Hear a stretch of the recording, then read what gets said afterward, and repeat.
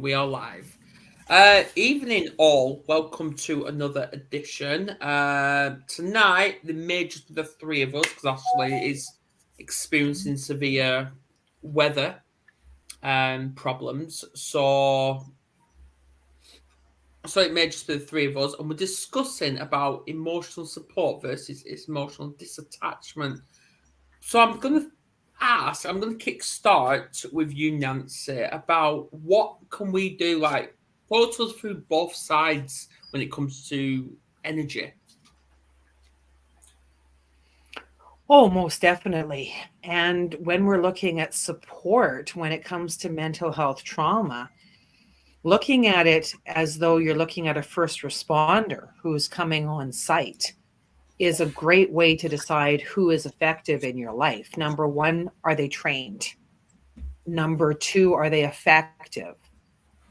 Not everybody who is supporting us in our lives is necessarily trained or effective in the trauma that we're going through. So, if we're looking at the trauma of a car accident and we're looking for support with the emotional trauma of that, are we looking for somebody that has both experienced it and become versed in it? I'm a fast believer that those who are in the mental health need to have both in their lives, not only be trained on it, but also experience it. And I know that not everybody will agree with me, nor do I need that in my life.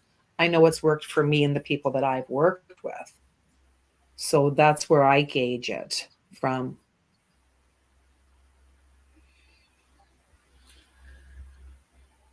Oh, you're muted, love. Yeah. Oh no, I'm back. I'm back.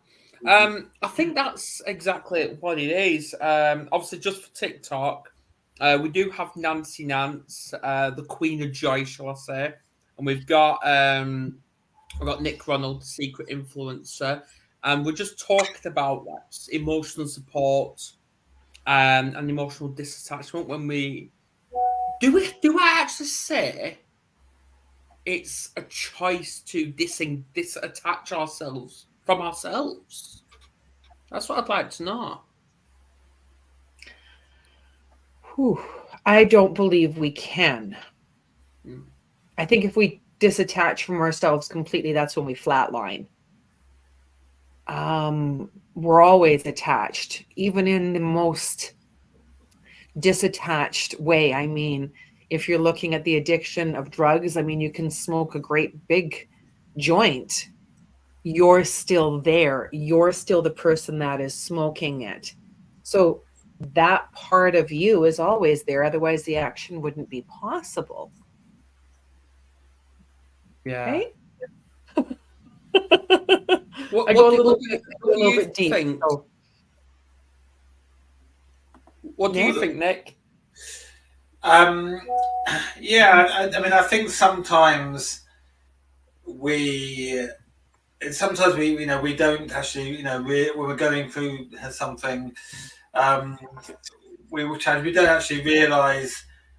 It's sometimes takes someone outside, external, to see perhaps, how much it's affecting. I think sometimes we don't actually realise, if we're going something for a while, how much actually um, it's affecting us. I think it's easy to get sort of caught up in a pattern of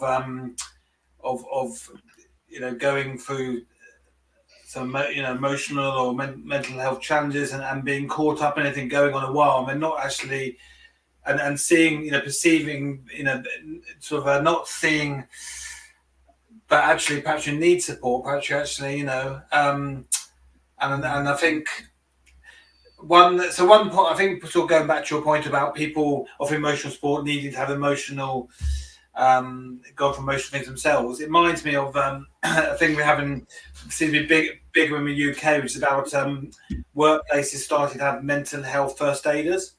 Um, Mm. based on the principle that every workplace in the UK by law has to have at least, I don't know, one person but a certain amount trained in physical first aid. So if someone has injures themselves physically, they can be supported and treated at the workplace. Um, and yet, there's no one trained in workplaces until recently, to support people who have mental health needs. So this is a big thing that's starting to appear now, is that people are getting mental health training in workplace and become mental health first aiders. And I think part of I went to one of the trainings recently, and it was interesting. It was saying that one of the things they're training on is to try and see people who perhaps might need support, but who haven't said they need support. And I think sometimes when it's a workplace or outside, people obviously don't always ask for support or ask for help, but also they might not realise that they need some support. And I think that's one. Yeah, that's my one thing I and being in that mental health support worker position doesn't necessarily mean that you are there to help diagnose nor treat. No. It is through offering resources to others. Yeah, it's a connector.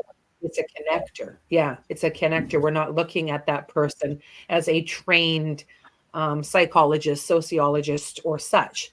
That person who is being trained in mental health CPR is able to have resources available to connect you and offer support by being with you until you're ready to move in whatever direction you want, because sometimes the direction is no. The direction can be a very brash kiss off, Nick, mind your own business. Yeah. And you have to be able to take that too. Yeah. No, I agree. It's some people might not want or need support, if they are going with something. But I think it's I think it's an interesting change in approach to have, like say, these people in that I've who have his first mental health first aider training. They're not doctors or psychologists, but I guess it's like you say, it's just offering that support if needed, perhaps spotting the signs of people who might need support and opening those conversations up. And I think that's perhaps that's something that. And it's very much, it's very. I think it's been around a few years now. I don't know if you're aware of this, Adam, this whole mental health first aid thing. I think there's very small amount of businesses in the UK haven't, but it's starting to grow. But I think it's a model that could be perhaps taken just outside, not just a workplace, but. I know that it's available in Canada. I was part of an organization for almost 2 years. I was on the board of directors, and I was surprised at how many organizations were not interested in the program. I was surprised at how many people weren't willing to volunteer. And this was before the big change in life where we saw the effects of the lockdowns.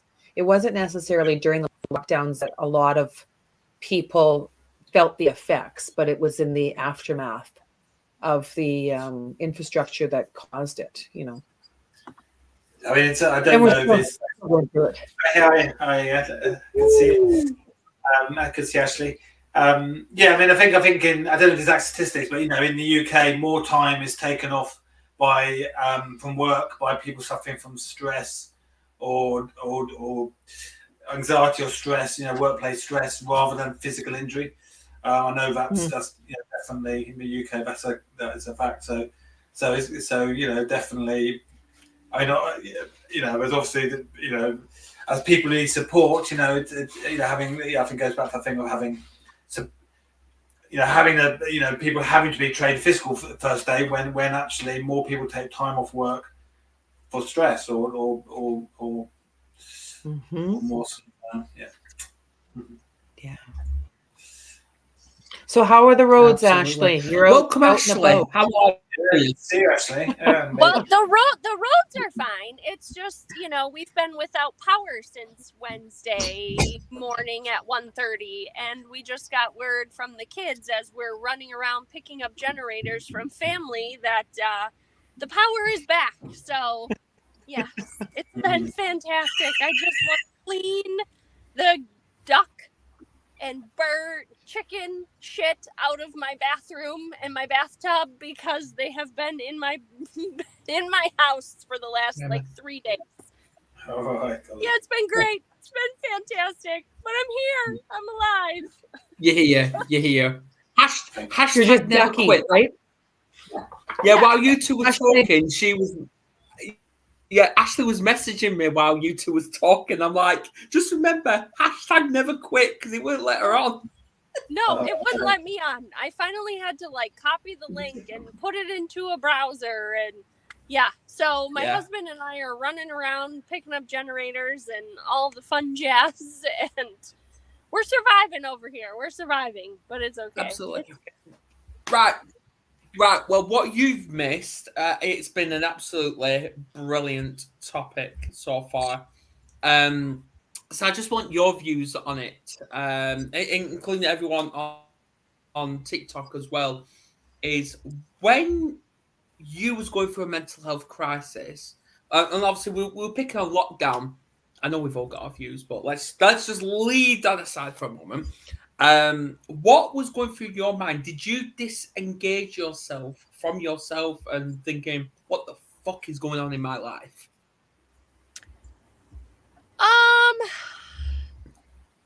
For me, I would say it was probably I didn't even think like you said, like the lockdown stuff, like all of that aside, for me, I think it was back when I was going through my recovery after my illness. And I wouldn't say that I disengaged from myself, but it was more so like, what is happening in my life right now? Why is everything like falling apart around me when like I literally just went through a near-death experience? Why isn't everybody viewing like life the same way I'm viewing life? I think is probably where my biggest struggle came in. And it was very hard for me to I think view it any differently. Of okay, I don't give a shit what's happening around me. It's more so like I want to make memories with my kids and my family, and nobody else is jumping on that bandwagon. Like there was a resistance to it, and no, life just needs to go on like it was before. Like, why are you making a big deal about this kind of a thing?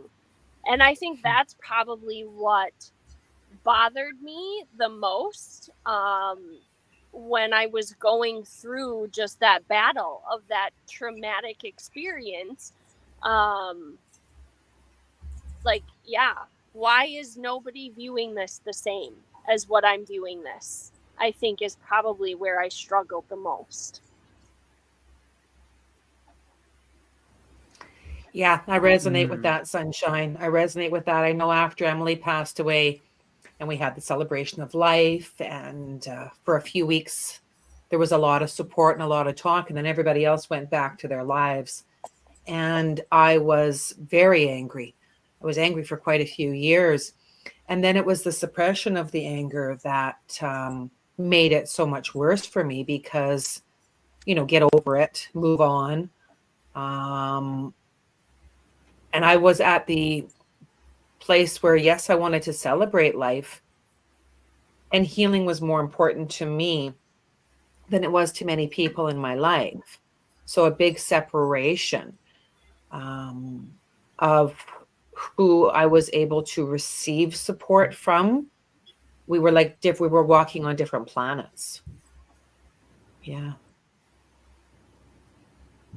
Yeah, I think it's hard for people that don't experience something like that. Like they experience it differently, and obviously we all cope differently, and we all go through the traumatic experience differently. But when they're not the ones that are physically going through it, I mean, for you especially, I mean, you birthed this child and now this child is gone. Like that hits home differently than what it would for, say, a friend of yours that's never experienced it, and they're just like, okay, move on, get on with it already. Like, you should be through that grief process. And I think people want to push us through processes that we're not ready to go through yet.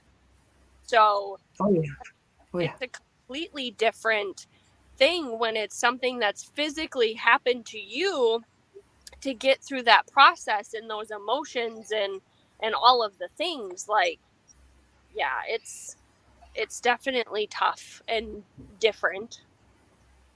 Well, and that's where we can support each other so much more. Yeah. With so many of the colors of mental health. I mean, we're like bread that needs to be punched down and rise sometimes, you know. So when we fall back into needing to grief, allow us to rise up again, you know, before you put us in the oven to bake. That was kind of a cool analogy. Yeah, absolutely. Right, another one, and this is actually going to hit home for me. When people are going through the court system, now I know that obviously I'm not allowed to do it anymore, for reasons, but I was fighting for my daughter through the lockdown period, and it took them longer than expected to actually for them to respond to my applications or stuff like that. And I became very, very frustrated with the fact that I was hearing nothing except for the same things. We've got backlogs, all that excuse. So, how do you think that makes people feel when they're restricted from pursuing what they should be trying to do? Oh, there's a few emotions there. I mean, sometimes we become despondent. Just kind of give up on it. You know, we can metaphysal. Metaphysal is when we start to think that the angels, spirit, the Easter Bunny, and the whole gang of happy joy are just saying, "Oh, it's okay. Just let it go," instead of taking action. So whenever we feel as though we want to crawl back under a blanket and just lay down and not take action on something that is important, that's when it's time to really reevaluate or have somebody come over and help us reevaluate. Support. I'm all about support. Yeah, I mean, what you said about Adam with what you went for. I mean, I think that that lack of control, where I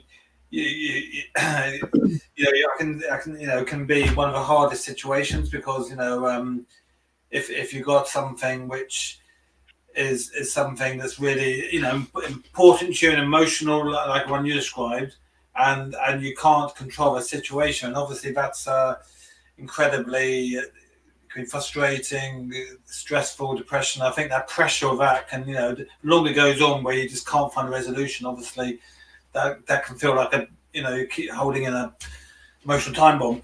And I think that the challenge is, a lot of the time these things is we have to sometimes we have to compartmentalize, because I know, in the sense, I know when I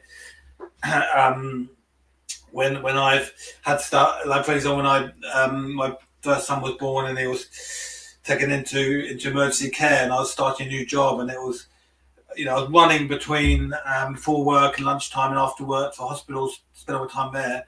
But obviously, literally at lunchtime, I'd run from my work as fast as I could, spend half an hour by my baby's bedside, and run back to work, this new job. And it was trying to sort of,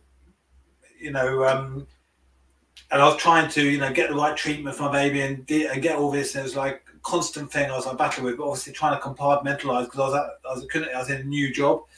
And I think that's hard as well. We have these situations where we're sometimes having to sort of find a resolution to a situation like yours. I mean, where there isn't an easier obvious resolution, however hard we try. And that can be a big pressure, isn't it? Yeah, absolutely. Yeah, we've just got a comment on TikTok. Someone's put the only things you can control are within you and not based on external sources. What's your feedback on that? I suppose to me it goes back to that. You can't control other people's actions. You can only control your reactions. And I think that's a lot of life, isn't it? We can't control what happens.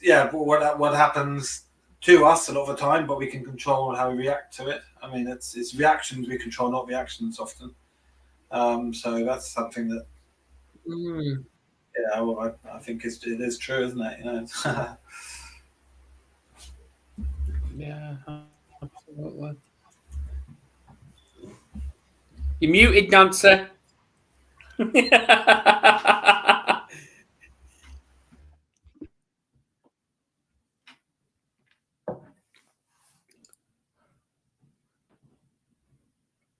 Muted, Nancy.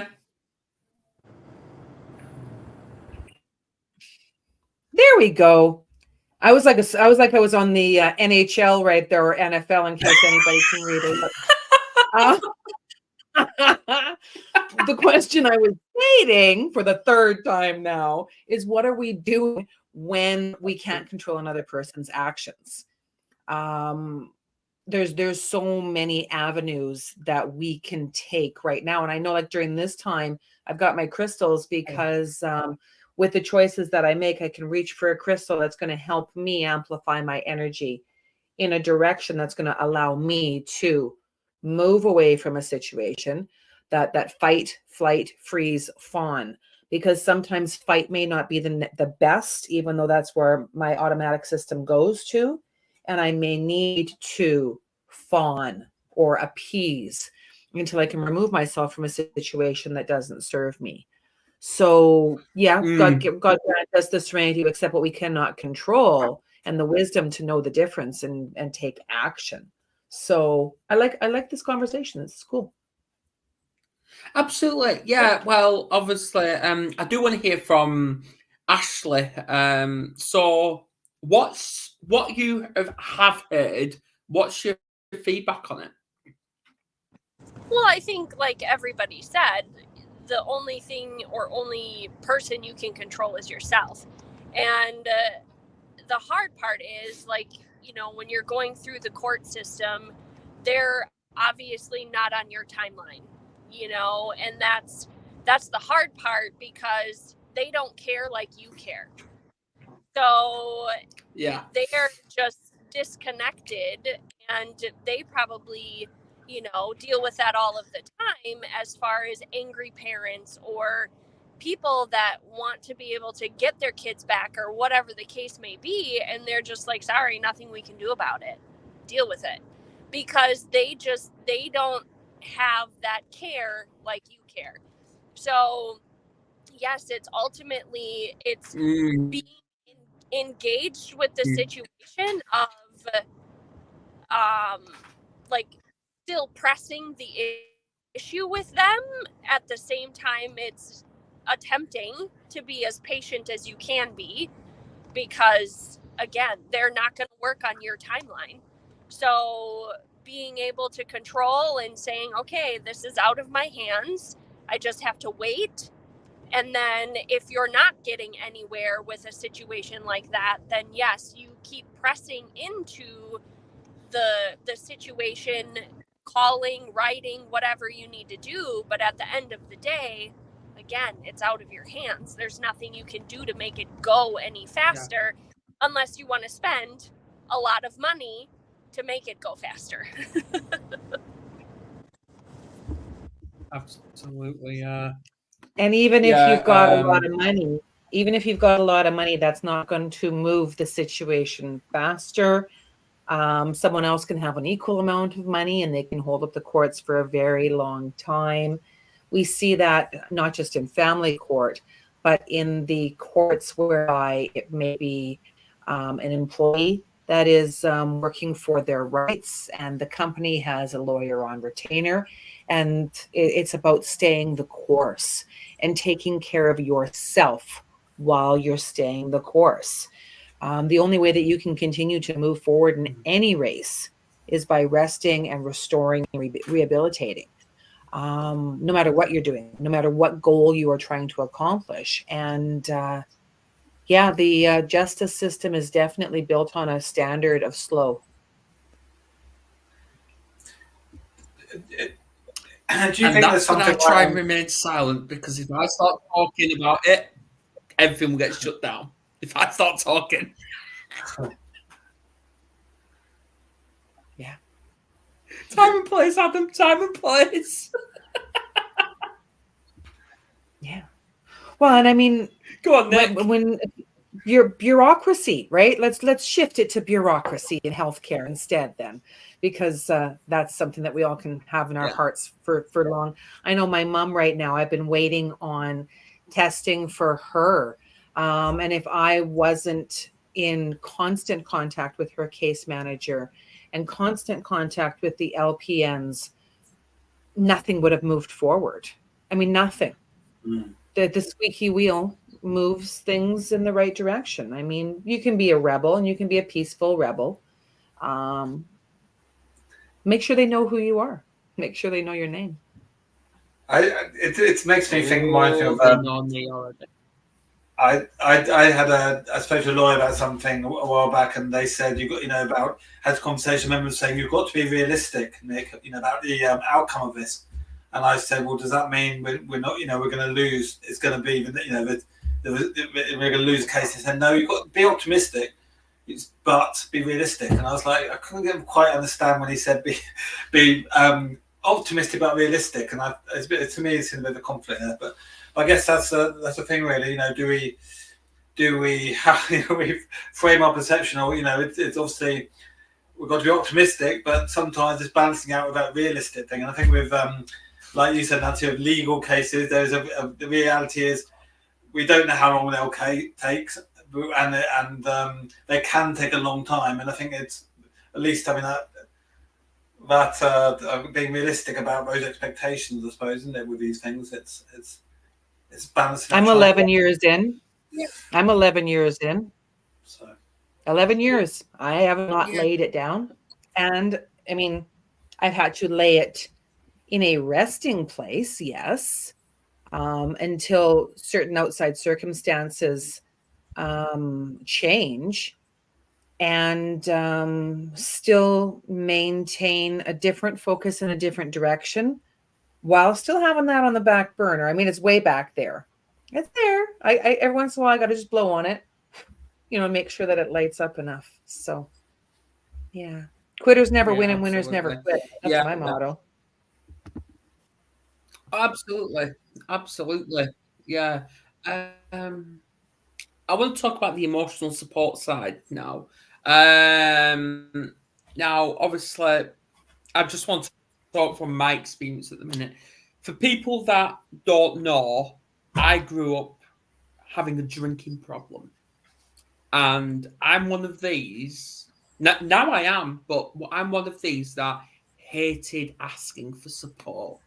I just thought I was this independent person that just wanted to do things on my own. Struggled, suffering, whatever you want to call it. I did that on my own. And I isolated myself for that. And I put the blame on myself for that. But now obviously, recently, I went to my very first AA meeting on Wednesday, which if I said I went in that place confident, I'd be lying. I was shitting myself. But now it went good. It went better than I expected. And I actually grew friendships with a couple of people. And now I'm going to go again twice a week. So why do we believe, besides fear, why do we believe we are reluctant to asking for that some sort of support with our own mental health?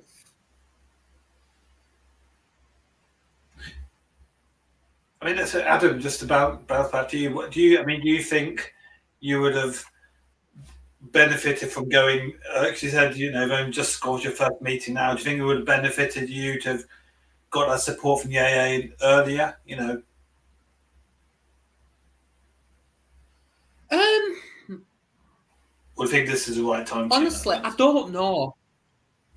I don't know. I don't know because I didn't know back then that I had a drinking problem. And that's been me being upfront. I didn't know. I thought I was just drinking the right amount. But now thinking about it logically, now I am 96 days sober, which I think is freaking fantastic. Yeah, I've now come to realise that I did have a drinking problem and I'm still struggling with those urges that I want to drink again. And that's why I've gone to AA and I'm seeking help. I guess that's a classic thing, though, isn't it? In the moment, in the time, we often don't see that perhaps our sometimes in certain behaviour is inappropriate, or we're struggling with something. But often afterwards, we think, oh, looking back, we think, oh my God, was I really acting that way or behaving that way, or was I drinking that much, or it's like it's benefit of hindsight, isn't it? So. Well, when we look at the vein of criticism, we've all been criticized. We've been criticized a lot. Thanks very much. And the inner critic is built by, managed by, and often a reflection of the people who we've lived with. So, what are you, retarded? You're an idiot. The insults can become internal scars that show up when we are stepping out of our comfort zone. When we step out of our comfort zone, that's when the naysayers and the bullies show up, even if they're not real. And then we make our present decisions based on the past cast and crew. And we don't ever know how anybody's going to show up. When we open up a door to a meeting of an AA, when we open up the door to a hospital room, we don't know how anybody's going to show up. So having some faith, having some courage, definitely helps. And sometimes it's about asking a friend to join us as well. That can really help.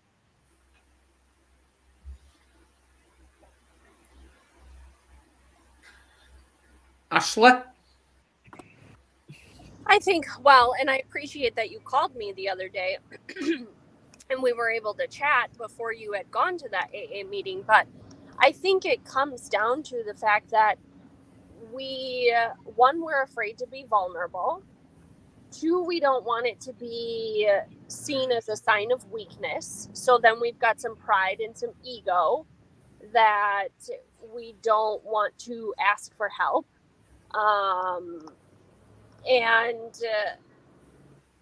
Like you said, Nancy, like asking a friend to come with us for that support.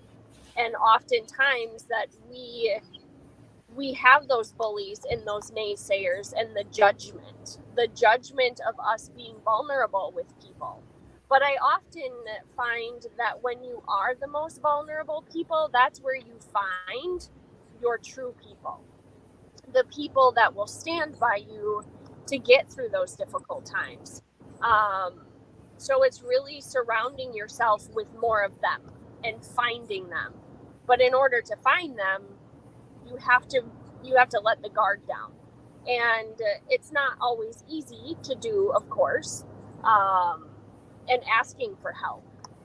But ultimately, I think when we humble ourselves and really say, hey, I'm struggling, then we find that there's people around us that are struggling with the same thing, and they felt like they were struggling in silence because they didn't know who was like them to be able to walk alongside of them. So, yeah, I think it's really just being able absolutely to... Yeah. Hi, Richard. We've just got a comment off Ryan. He put, they judge when you give them too much information they use it against you, and that's why boundaries are a must. But as much as I agree with that comment, I really do 100%. But when do we actually know is how much is too much information to share before it actually crosses that they're going to just use it against you? Well, I suppose really it's be able to judge what's a safe space, and who can trust. And I suppose with the AA, that's the whole point of the AA is a safe space. And I think I've never been to an AA meeting, but I think we've all seen the films where you go in and the first thing you do is you say your name and you acknowledge that you've got a I don't know if it's right, Adam, but you say that you've got a problem with alcohol, you're an alcoholic with it. And I think that's because you can't, in that AA principle is that you can't start a good road to recovery until you acknowledge you've got a problem. And I think that's as a general principle. I think that's the thing. We need to have, wherever we're going to share something, we have to have a safe space with people we know we can trust, where we can acknowledge we're struggling with something, because we can't, whatever problems we have or we're going through, we can't start dealing with those until we acknowledge that it's a problem to us. Whether it could be some, it could be a stress at work, for example, but that's building up. Or it could be like a legal case, but we can't sort of find a way of managing that coping until we acknowledge that it's actually becoming something we're a problem. We're struggling it. And it's find that safe space, and a safe space could be something like the AA, or it could be something like a group of trusted friends. It could be, a safe space can be anything to different people. But I think that's the important thing, isn't it? Because then the boundaries are set within that safe space. With those. Absolutely. I see Ashley and Nancy's about to say something.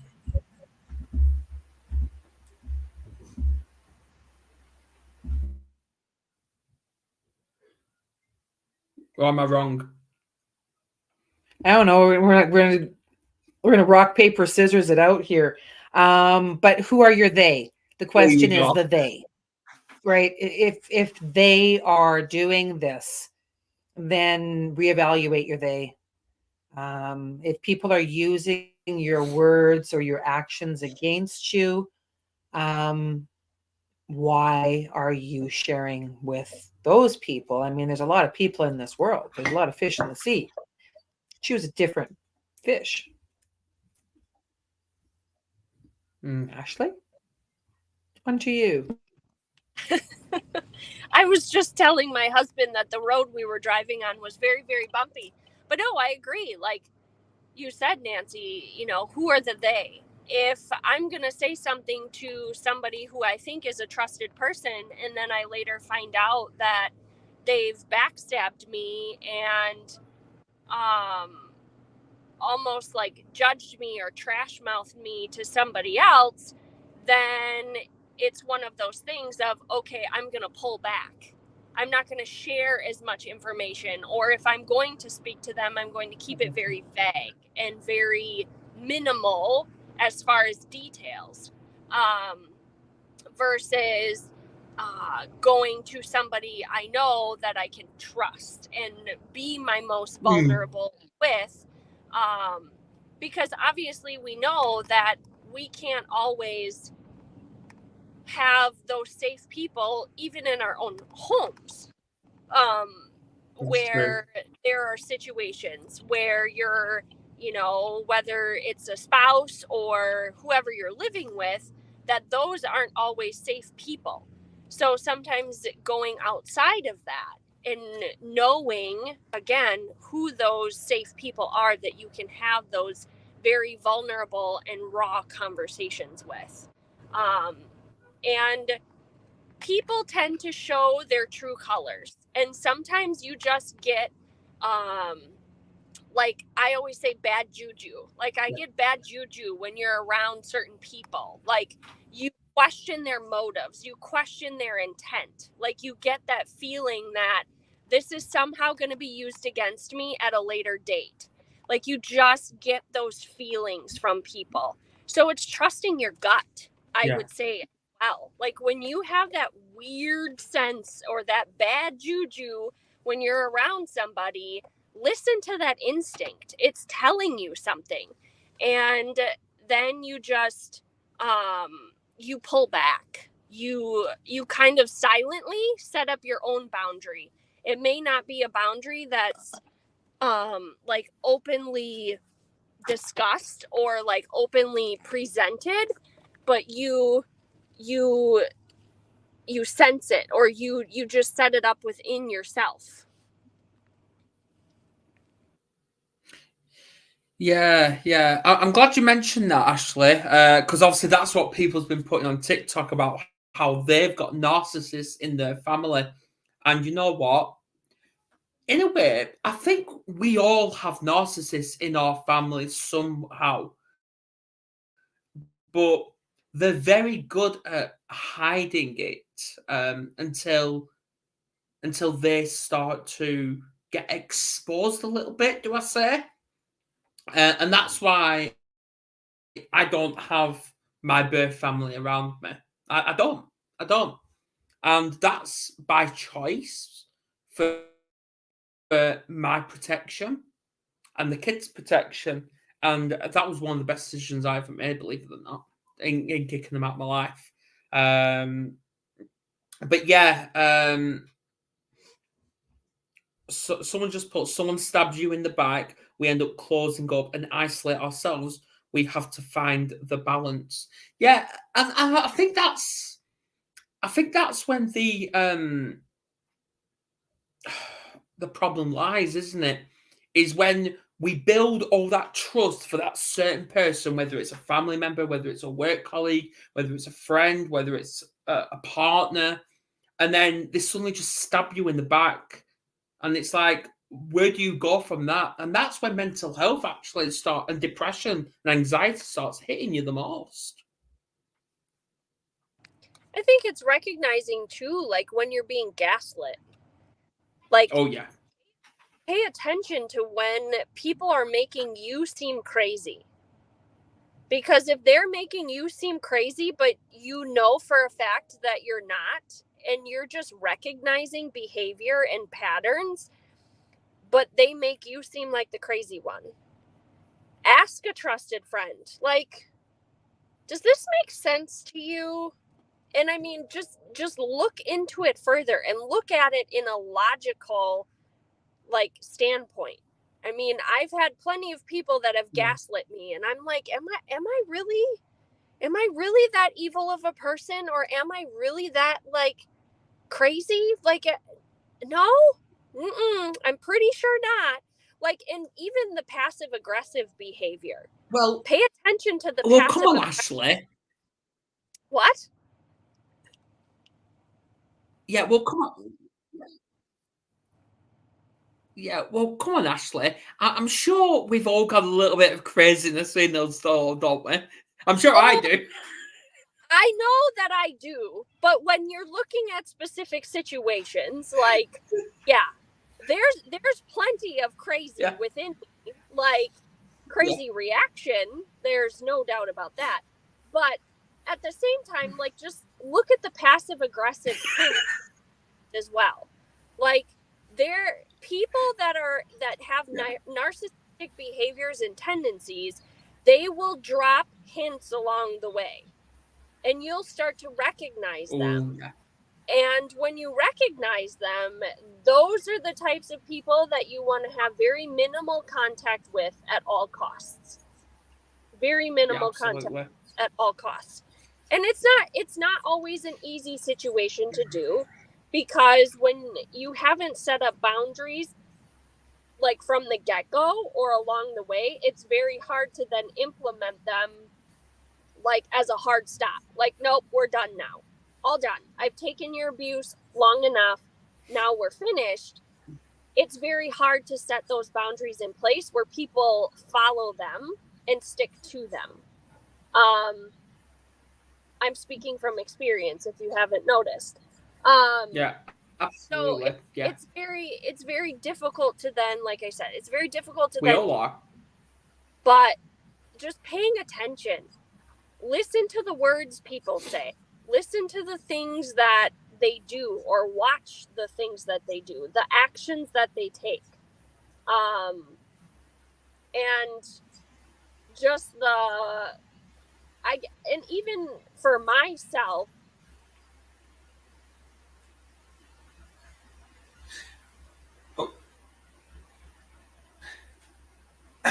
You want We're losing that. you can butter up a cupcake all you want, but do I really believe that that's what your intent is behind those words, or that that's really true of what you're saying? Because I know what you say behind my back. So two things don't equal, like 2 + 2 is not equaling 4 here. Yeah, maybe I'll just throw my thoughts in. I think, yeah. I mean, trust is the most important thing in a relationship. I mean, in many ways, and I think when trust is broken, it's so hard to get it back because, the closer we get to someone in a relationship, the more trust there is. And I think once that trust is broken, it's a hard thing to get back. So trust, it's such a key thing, and being able to open up and trust people to share things is part of that. I think when you said about validating, if, for example, if you think of gaslighting, if you get to validate when people say negative things, is that true? I think reminds me of I don't know, cognitive behavioral therapy, CBT, is all about that. It's like, when you have negative thoughts, you challenge them like objectively. You say, well, is that true? That thought I'm having. And I suppose it's the same with if someone's saying, that you act inappropriately or badly. Can you? I think but actually suggesting, can you go to someone else and say who is there and say, look, can I, be honest? Do you think I act inappropriately at that time, or did I say, what I said was that, inappropriate? I don't know, So can you actually validate or objectively, look at what people, if someone's saying negative things towards you, can you sort of almost objectively say, well, is that true? Actually, is that true? Because otherwise, it's easy to. Absolutely, it's easy yeah. To, well, Yeah. Well, we've got a few things that I've go on, Nancy. Every relationship is a contract. It's a relationship. It's a contract. It's an agreement. So when you go into a relationship with somebody, remember what your desire is. If you're going into a relationship with someone and your way of being is that you want to be peaceful, is that person bringing peace into your relationship? If you're going into a relationship and you want to become financially successful, is this person helping you be financially successful, or are they detrimental to your success? Understand what your goal is in that relationship, because there's a reason why you're in that relationship. It didn't just fly in, on fairy wings. You chose to be in that relationship. So what was your first intention? And is it still in alignment for you? So big one there. Yeah, absolutely. Yeah. Right. We've got a couple of things here. Richard Fair, he's put, question, are men or women the biggest backstabbers? I believe they're all equal. Backstabbers can come from anyone. There is no favoritism here when it comes to it. And I think we can all agree on that one. But now, I know we've all heard the saying, trust has to be earned, not given. But Reese has actually put on TikTok, trust is to be given, not earned, but break it and it's gone. Which I think that's a great analogy of looking at things a different way. It's like going into English class and you've already earned the A. Yeah. You earn the A, and then it's your actions that keep the A. Trust doesn't need to be earned. It's an automatic behavior. It's a completely intuitive behavior. If we stop trusting, then we run into problems. I mean, you look at the way that people are, I don't trust the police. I don't trust this person. I don't trust that person. And that puts a big blanket on a whole bunch of people. Same question was with the backstabbing. Is it more men or is it more women? Well, how many women do you have in your life? How many men do you have in your life? I mean, do the math that way. Think about it.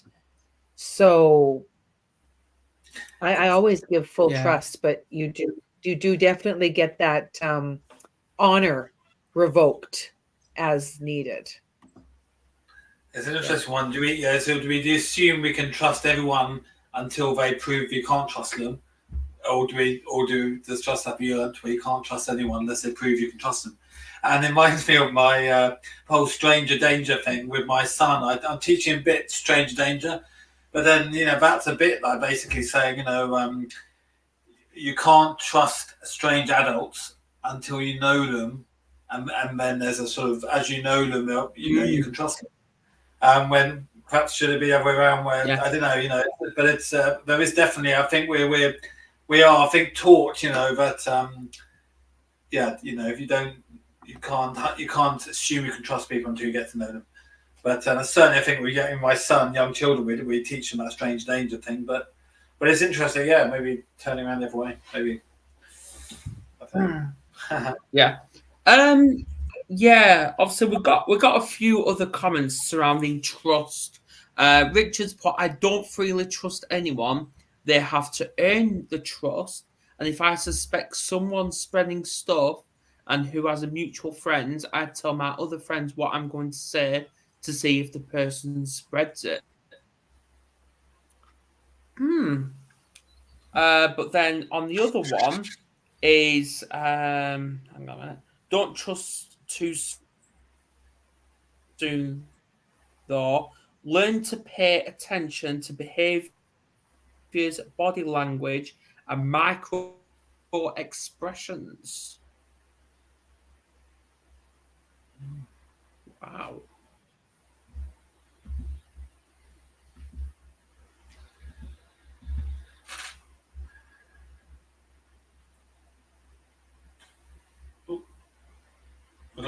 That's not my problem to think about or even talk about. If they want to talk about me badly, get back to taking the opportunity and to actually think about my life and how successful I'm actually living it. And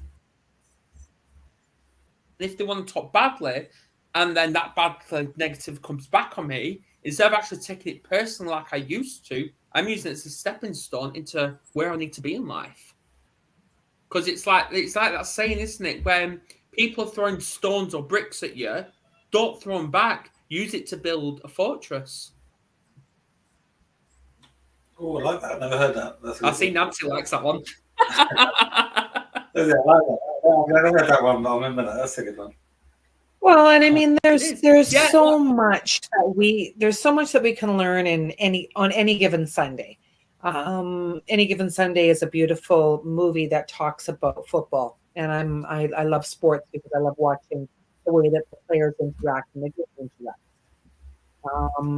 It's about building a team around you of people that you can trust, that you can throw the ball to, people that are going to protect you when you've got the offense coming at you. You've really got to reframe your structure. And I mean, yes, build a moat around your home, your environment, put up fences, and don't let the dogs in because they are going to shit in your backyard. Fact. Yeah. Who let the dogs in? Who? Well, it's like, when you hear, people, some people say, who are very successful, I'm a self-made millionaire, I did all my own, I made it myself. But actually, didn't they have, along the way, family or friends supported them, didn't have a partner, didn't have an accountant, didn't have, actually all the people who've helped on their journey success in different ways, who they would never had that success and made those millions without those people all playing their part. So I think the point is that, we are, it's that team thing, we may not have a formal team, but everyone, has or should have, some sort of team, some sort of, because, doing on your own it's hard. And obviously, it's very, a lot of people who say they did it on their own. Did they really? There's always people there along the way. Yeah, absolutely. And obviously Richard's part, which to be honest, I actually think, do I see it as a good question or do I see it as a comment? How does micro expressions work if the person has Tourette's and have facial tics. So, I don't know. What do you think, guys? Well, let's say body language is 55% of how we communicate. So obviously, we do consciously and subconsciously, see how people communicate in body language and listen, take on board, the message they're communicating. And we make assumptions by how the person's feeling or what they really mean by the way they use body language. But yeah, of course, if people have example Tourette's or facial tics, then that's not going to, the body language is not going to reflect have the same meaning as it would perhaps other people. So I think certainly. Absolutely, yeah. I would pay attention to the other body language being displayed, though. Like, are their arms crossed where they're closed off? Are their arms like open? Are they leaning in intently, like listening? Or are they like pushed back and like standoffish? There's other body language things that you can pay attention to see those expressions and how they're receiving what you're saying, or just conversation in general, or how they're reacting to what it is that you're saying. So there's other things and other cues that you can pay attention to regarding body language.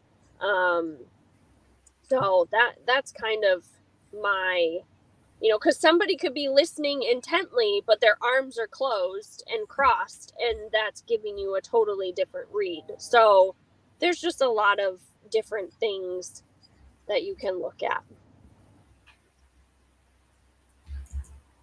Yeah, looking at the overall, like the whole picture of the person, not just their body language, but the sound of their voice.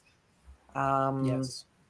There's so much that we can take to guide us as to whether that person is our person or not. It's that, again, back to frequencies. Just because someone's playing rap music in their vehicle doesn't mean they're a gangster. I play rap. I'm not a gangster. Rock and roll's ace. Rock and roll music's awesome. Right? Yeah.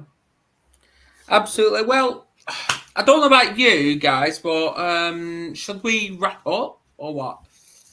Or is there more to talk about surrounding this? What's coming up for next week, Adam?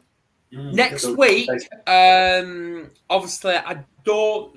Straight away, I don't know if I'm going to be on TikTok next week surrounding this, but we're going to be discussing about mental health and intimacy when you're in a relationship. But we're going to bring a bit of humour into it as well. Obviously, we've got Michael Weitzman, who's an absolute comedian when it comes to these things. And we've got a dating coach coming on called Kim Dunlop, who's from Australia. Great! Wow, fantastic. I'll try. I'll be listening. I'll be listening. I don't know if I'll be here because I will be in a matter of justice. Absolutely. Yeah. So it may not be on TikTok. I may be live on Instagram instead. Because obviously because obviously we all know what TikTok's like. It's very sensitive when it comes to these things. So we're just going to be very sensitive when it comes to intimacy, because it's basically talking about sex. Sure. So yes. I know. Very, very interesting. It's really fun. Yeah, I know. Social anxiety affects intimacy. Straight away, we're already onto it. But that is actually going to be 9 p.m. UK next week. Not 8, but 9. So, yeah. Fantastic. That'll be a good one. So, I don't know. Should we wrap up? It should, yeah. It's a wrap. It should. It's a wrap. I think that's good. Good. It's going to be a wrap. It's going to be a wrap. Finishing. So, Yeah. Well, thank you for everyone that's tuned in, commented, interacted. If you're on Facebook on the Warriors page, please do go and subscribe. It's literally stays it is 99p for 1 month. I know I'm admin. I know Ashley's admin. I need to make you two admin on the page, so obviously you can start posting whatever beautiful stuff you need to post. And yes, get people to subscribe. But subscribe everywhere, and then we'll go from there. Do subscribe. Definitely. Right, guys, you go and get your generators, Ashley.